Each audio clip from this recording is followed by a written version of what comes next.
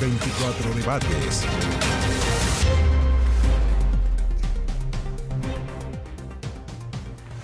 ¿Cómo están ustedes? ¿Cómo están ustedes? Muy buenas tardes, bienvenidos a 24 Debates, el espacio de conversación, de conocimiento entre los candidatos al Consejo Constitucional que tenemos aquí en el canal 24 Horas. Estamos a un poquito más de 2 semanas de la elección del 7 de mayo, donde elegiremos a 50 consejeros más los escaños reservados, quienes estarán a cargo de redactar un proyecto constitucional. Bueno, hemos tenido varios debates. La idea nuestra es tener 24 debates de 24 minutos cada uno con candidatos de la región metropolitana y de regiones. Hoy día tenemos a 2 invitados de la región metropolitana: Gloria Hood de Evópoli, del Pacto Chile Seguro, que agrupa a Renovación Nacional, a la UDI y a su partido Evópoli. Bienvenida, Gloria, muchas gracias por estar con nosotros. Gracias. Y a este otro lado tenemos a Andrés Palma, demócrata cristiano, del Pacto Todo por Chile. Todo por Chile. Exactamente, que agrupa al Partido Radical, a la Democracia Cristiana y al PPD, y además de independientes. Bienvenido, gracias por estar con nosotros, Andrés. No, gracias a ustedes por invitarme. Bueno, les voy a explicar la dinámica de este debate. Cada uno de ustedes tiene 9 minutos, es como una bolsa de 9 minutos que ustedes lo van a administrar de la manera que mejor les parezca. En la tablet que tiene cada uno, ¿cierto? Ahí en el podio debe decir 9. ¿Dice 9? Dice 9. Dice 9. Entonces, desde ahí va a partir, ¿cierto?, el tiempo descontándose a medida que lo vayan utilizando. Por lo tanto, como recomendación, las respuestas más cortas van a permitir un mayor número de intervenciones. También el tiempo va a salir y aparecer en pantalla, así que yo se los voy a ir recordando también a medida que vayan utilizándolos. Hoy día vamos a hablar de los derechos sociales con un enfoque en el sistema de pensiones. Yo quiero partir preguntándole a los 2 candidatos por la región metropolitana, que recordemos que elige a 9 consejeros constitucionales. 5. Dije 9 y pues dije estos 5. Sí. 5, pues 5. Mostré el número 5 y dije 9, no sé por qué. Por los 9 minutos. Bueno, 5 consejeros constitucionales. ¿Cómo nos aseguramos que la nueva constitución sea un camino para mejorar la calidad de vida de las personas, como muchas veces se promete? ¿O la constitución no es para eso? Gloria. La Constitución efectivamente no entra en los detalles y sí tiene declaraciones. A pesar de que la Constitución es un marco genérico, tiene que tener una visión, reflejar una visión de país. Y si bien no entra en los, como digo, en los detalles, en las especificaciones, por ejemplo, del sistema de pensiones, puede establecer mandatos y puede establecer prioridades y fijar cuáles son las reglas para por ejemplo, propiedad de los fondos de pensiones, que son temas muy esenciales, independientemente de que después se defina a través de leyes la forma de operar. Ya vamos a entrar en el detalle en el caso de las pensiones. Andrés. Cuando se define que la Constitución debe crear o instaurar un Estado social y democrático de derecho, lo que está diciendo es que los derechos que ahí se establezcan deben estar garantizados por el Estado. A diferencia de lo que tenemos hoy en día, en que los derechos los provee el mercado, es decir, no están garantizados plenamente por el Estado. Si creamos una constitución basada en la lógica de Estado social y democrático de derecho, es el Estado el que debe garantizar. No necesariamente proveer, pero sí garantizar los derechos que ahí se establezcan. Vamos a entrar a esa diferenciación. Efectivamente, esa es una de las 12 bases constitucionales fijadas por el acuerdo, ¿cierto? Cuando dice Chile es un Estado social y democrático de derecho. Dice varias cosas más, pero lo establece así. Ese es un punto de partida que es como obligatorio, ¿cierto?, para este proceso constitucional. ¿Puedo hacer, perdón, una aclaración? Sí, claro, Gloria. Sí, que haya proveedores privados no implica que los derechos no estén garantizados. Cuando se habla del mercado, uno puede garantizar los derechos. Otra cosa distinta es quién los entrega. Bueno, partamos por esa parte. ¿Cuáles son los derechos sociales o qué derechos sociales debieran estar garantizados en una nueva constitución? Andrés. Bueno, los derechos más elementales, el derecho a la seguridad.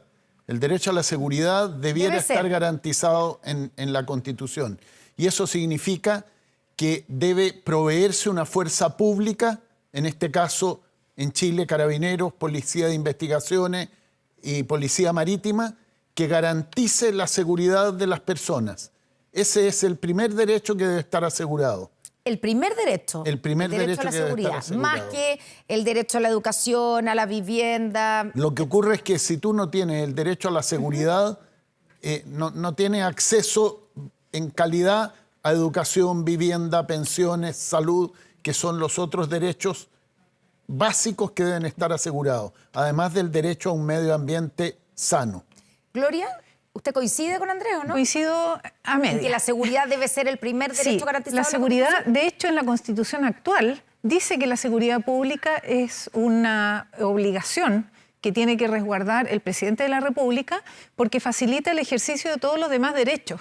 Así que es un elemento prioritario, yo coincido en eso, en que es muy fundamental. Y creo que sí es necesario en la nueva Constitución incorporar mecanismos de hacer exigible ese derecho. ¿Cómo? Porque actualmente está escrito y dice que el presidente de la República es responsable de proveer la seguridad pública, para lo cual tiene autoridad, tiene facultades, tiene una fuerza pública, y vemos que estamos en la situación que estamos porque eso no se está ejerciendo, no se está aplicando. ¿Cómo lo haces? Poniendo condiciones de hacer exigible, por ejemplo, si le das prioridad a ese derecho, tienes que tener algún mecanismo que permita que se sepa si se está ejerciendo o no. Porque si se condiciona el ejercicio de todos los demás derechos, es fundamental que se cumpla. ¿En qué tipo de mecanismo estamos hablando? ¿Estamos pensando en qué? Que podría aparecer en la Constitución y que además me imagino que eso sería una forma que si el presidente o la presidenta no lo cumple, podría acusarse constitucionalmente. Resguardos, por ejemplo, con rendiciones de cuentas que no sean como las cuentas públicas actuales, que son reportes de gestión, pero no son de cumplimiento de estas obligaciones en rigor. Y por eso creo que es importante que existan esos mecanismos, especialmente en aquellos derechos que consideramos indispensables de cumplir. ¿Andrés está de acuerdo con la existencia y la exigibilidad, digamos, o que haya mecanismos en la Constitución que permitan exigir que se cumpla con el derecho a la seguridad? Yo creo que sí, que tiene que haberlo, pero lo más importante es que haya responsabilidad respecto del ejercicio de esos derechos.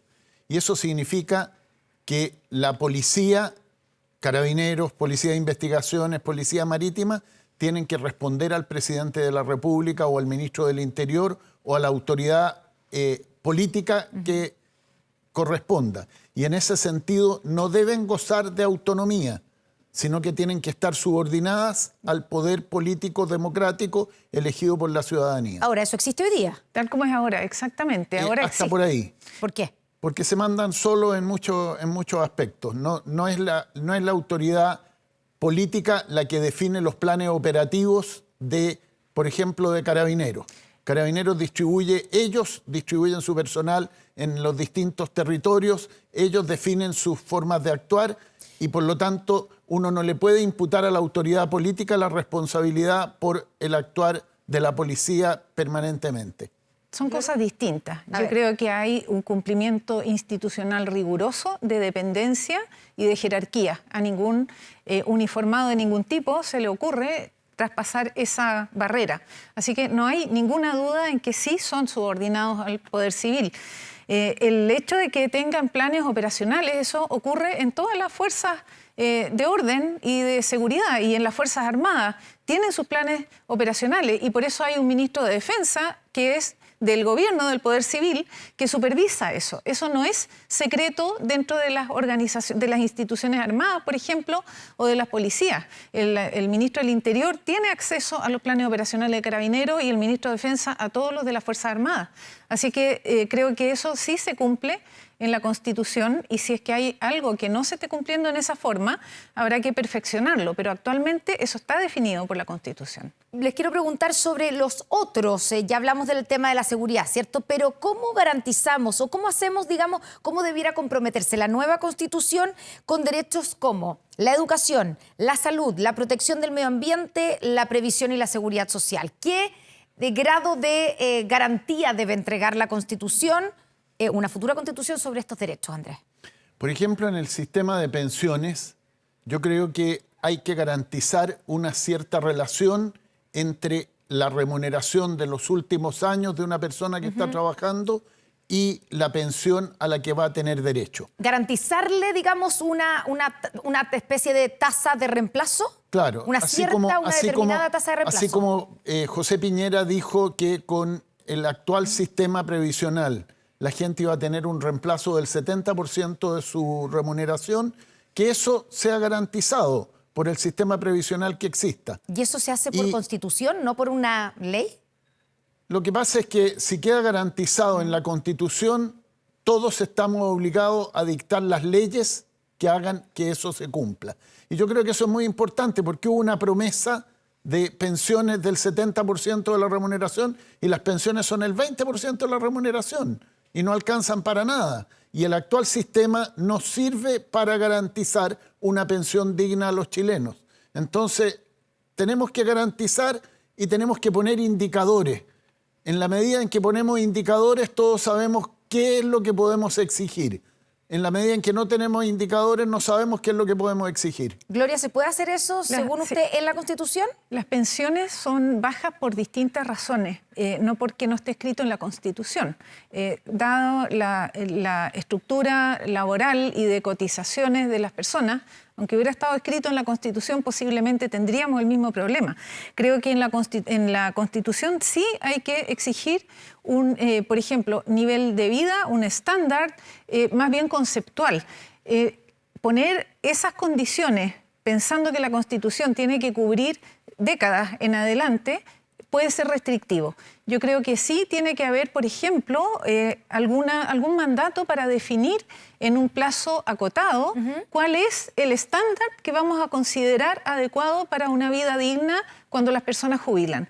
También hay que garantizar... ¿Eso significa llevarlo a números? Porque ¿cómo fijamos un estándar? Hacer un mandato para que se lleve a números, pero no queda escrito en la Constitución. A eso me refiero, que dentro de la Constitución se puede establecer, y puede ser un artículo transitorio, que diga que en un plazo de, por ejemplo, 3 años, el gobierno que esté tiene que entregar una referencia de estándar que asegure la vida que las personas necesitan cubrir. Eso es posible de hacer, pero no queda el detalle en la Constitución. Sí queda el hecho de que uno aspira a que haya un estándar que asegura que su vejez va a ser adecuada. También en la Constitución tiene que asegurarse la viabilidad del sistema.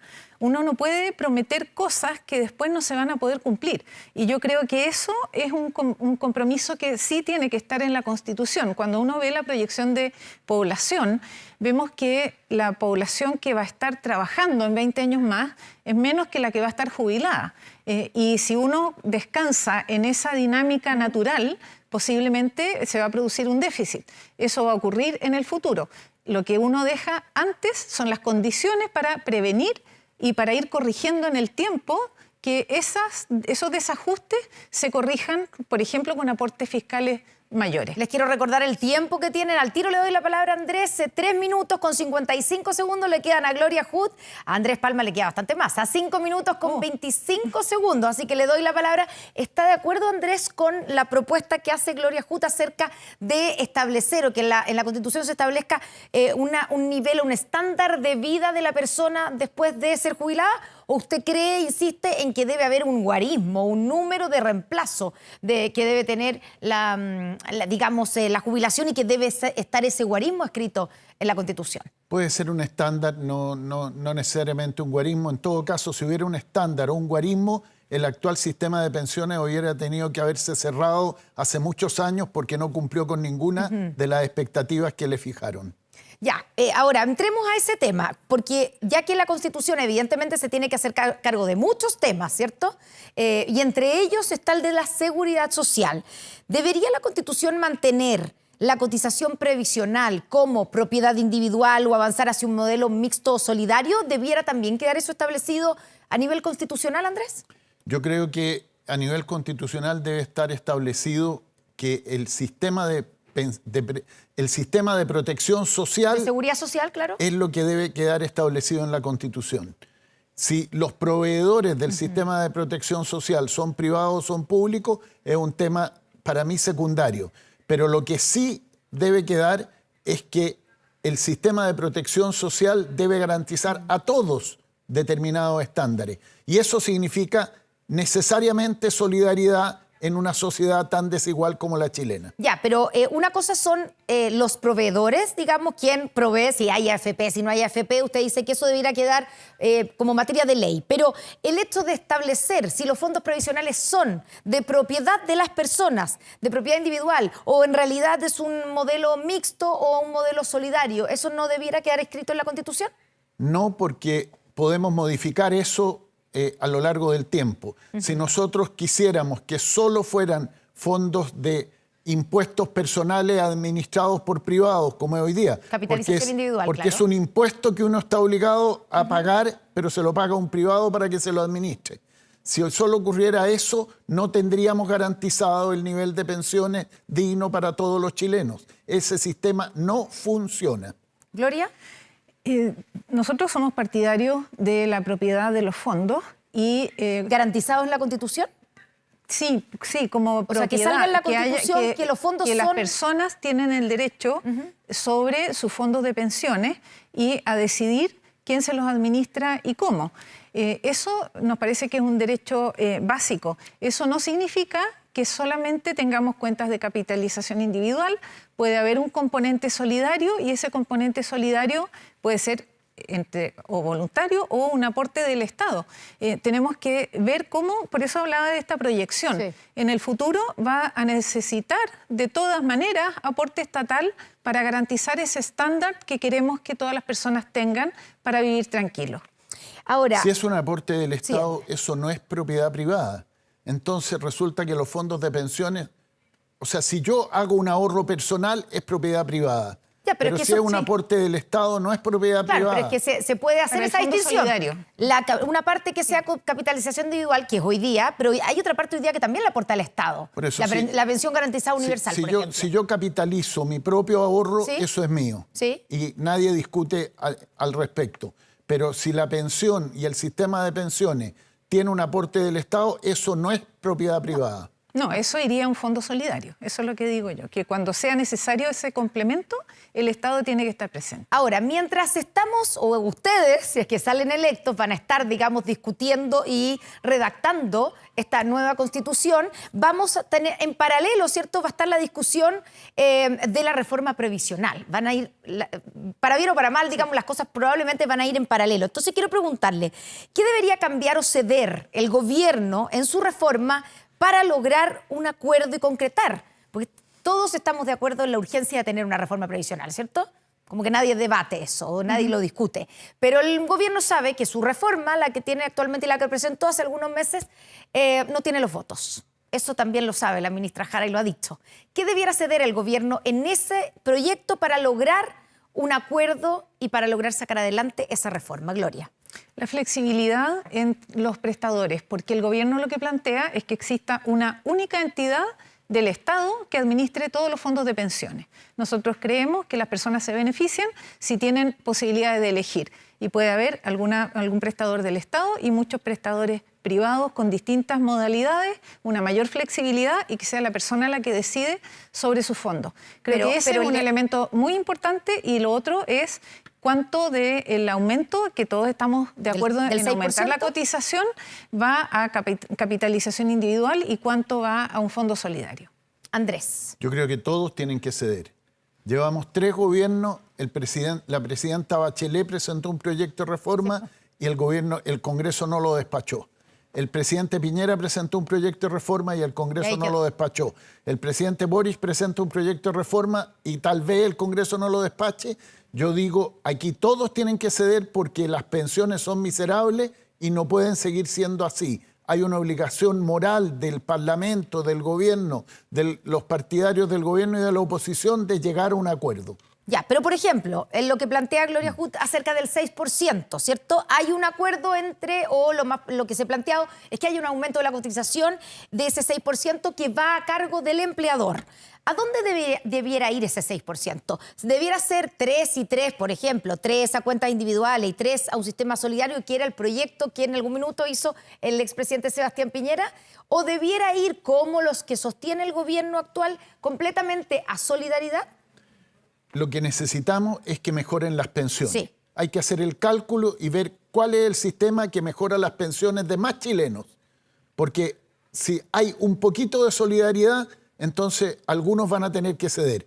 ¿Cuál es la fórmula que mejora las pensiones de más chilenos? Eso es lo que hay que adoptar. Ya, ¿pero a usted le gusta la fórmula planteada por el gobierno en su reforma? En lo básico, sí. ¿Y en la parte del destino del 6%? Sí. Ya. ¿Gloria? Yo tengo problemas con la forma en que lo han planteado, porque lo que están proponiendo es tomar los fondos de pensiones de las personas que ahora están trabajando, Sí. con eso mejorar las pensiones, que es legítimo, pero en vez de ser fondos generales de la nación, lo hacen con los fondos de las personas que están ahorrando ahora, y a esos que están ahorrando ahora les entregan una especie de vale para una rentabilidad futura. Entonces hay cosas nocionales las que se cuentas llaman. nocionales. Pero eso es por el que es- 6% adicional, que no es por el un 10% vale. básico. Claro, pero sigue siendo una ficción que no tiene una certeza. Y nosotros lo que queremos es que las personas tengan certeza de que cuando jubilen van a tener una pensión decente para tener una vida digna. Ya, o sea, cuentas nocionales no. No, me parece que eso es poco realista y evade el hecho de que el Estado tiene que poner los fondos para ese aumento, y para el aumento de las pensiones Pero actuales. ya lo está poniendo también con la pensión garantizada universal. Sí, pero hay que mejorar la pensión garantizada universal y eso es algo en lo que estamos todos de acuerdo y eso debiera ser con fondos generales de la nación y no con lo que están ahorrando ahora las personas que están trabajando. Ya, pero entonces, para que quede bien claro, Gloria, que le queda 1 minuto con 20 segundos, mientras que Andrés Palma 30 le quedan... me dice aquí, ¿eh? ¿Ah? 1:30, y dije 20. Sí. Perdón, es que soy cortavista. 1:30, tiene toda la razón, Gloria. Andrés Palma le queda bastante más, 2 minutos con 53 segundos. Pero entonces, para que quede bien claro, si es que no existen las cuentas nocionales, como lo plantea el gobierno ahora, ese 6% ustedes consideran que debiera ir completo a capitalización individual y por lo tanto no hay solidaridad, en ese esquema no hay solidaridad en el sistema.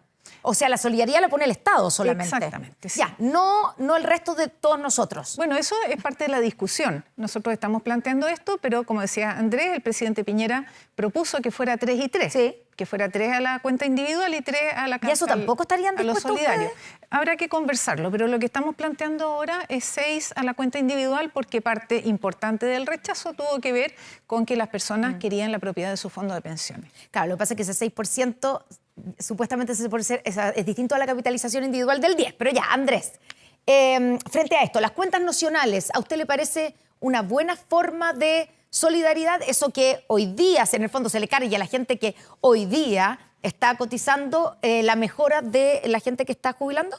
Yo insisto en mi planteamiento. Hay que buscar la fórmula que mejore las pensiones a la mayor cantidad de chilenos. Hay impuestos que se pagan para que suban las pensiones. Se rechazó la reforma tributaria en la Cámara de Diputados, no puede subir la PGU. No sabemos qué va a pasar con el incremento del impuesto que van a tener que pagar los empleadores para subir al 6%. Pongámonos de acuerdo en la fórmula que suba las pensiones a la mayor cantidad de chilenos, que suba la PGU, pero que también suban las pensiones generadas en función del trabajo. Ya, pero y en ese mismo contexto, le hago una pregunta, porque cuando uno ve las comisiones expertas, así como usted dice, llevamos como 3 gobiernos con proyectos que no salen adelante, llevamos también como 3 comisiones. Porque ha sido demasiado ideológica la discusión y supuesto. muy poco práctica. Ya, si pero- nos ponemos de acuerdo que suba la mayor Sí. cantidad posible de chilenos, vamos a llegar a un acuerdo. Vamos a decir, tantos chilenos van a subir la pensión, esta es la fórmula. Ya, pero en esa fórmula también, si uno ve lo que dicen los expertos en su momento, en las comisiones Bravo, la comisión Marcel, etcétera, uno, por ejemplo, de los puntos importantes que decían eran subir la edad de jubilación de las personas en nuestro país, de las mujeres concretamente en nuestro país. Eso no está en ninguna reforma porque es impopular.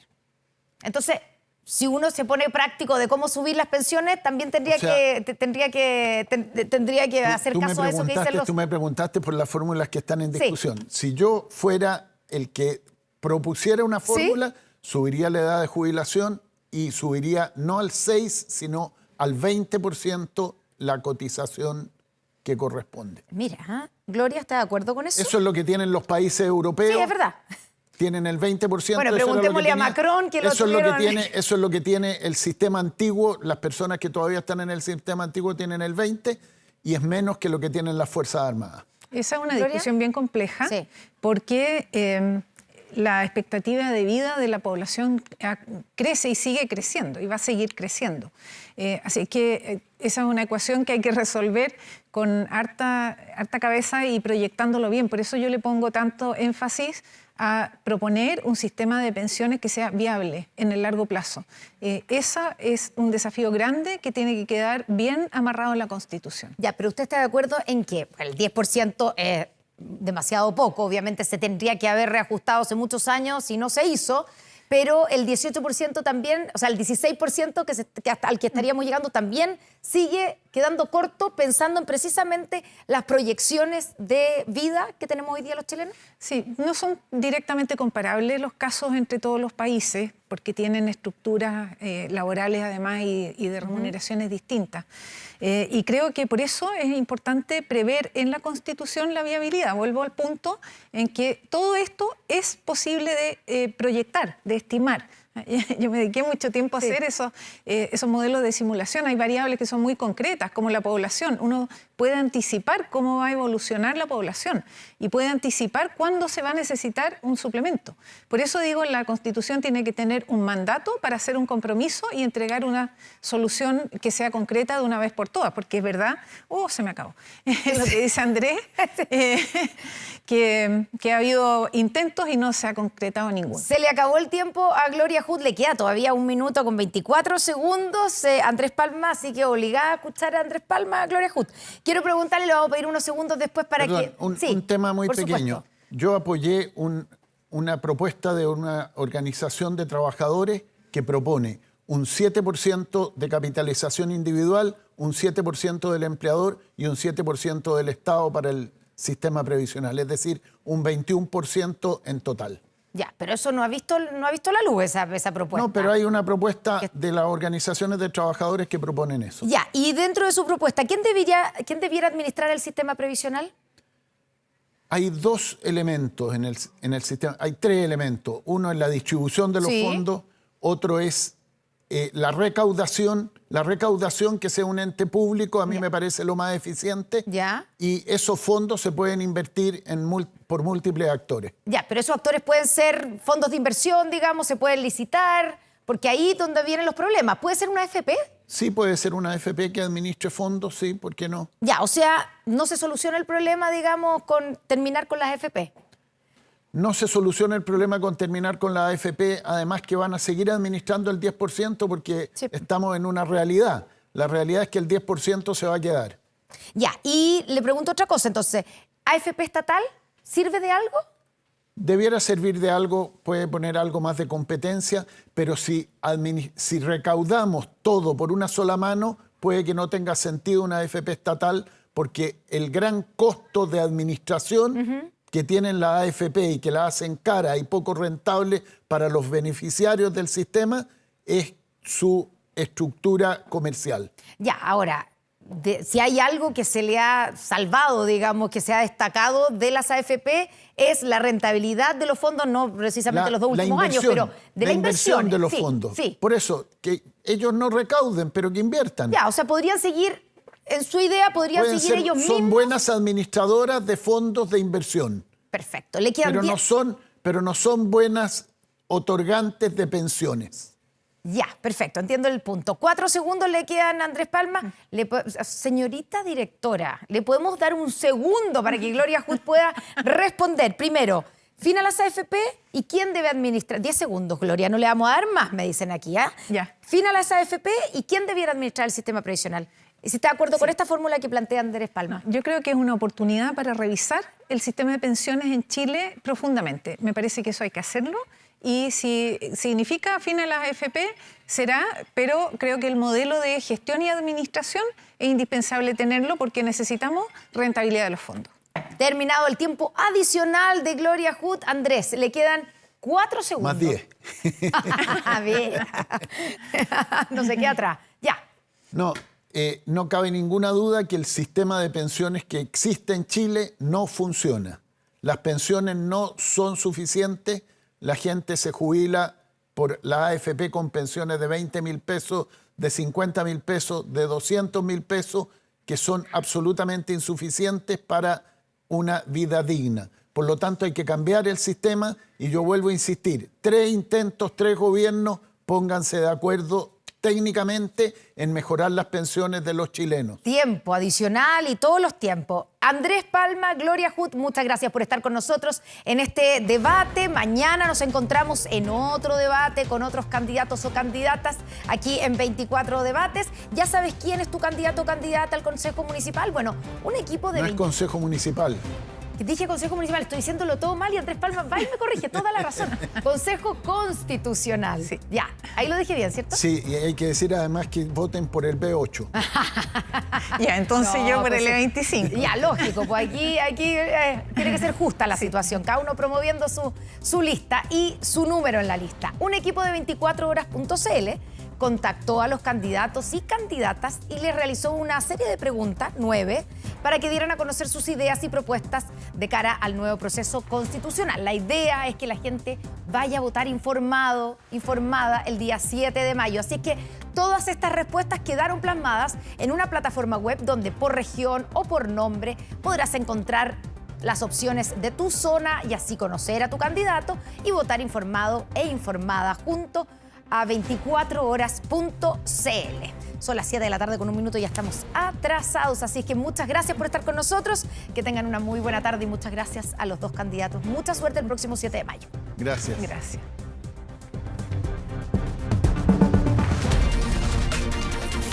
24 Debates.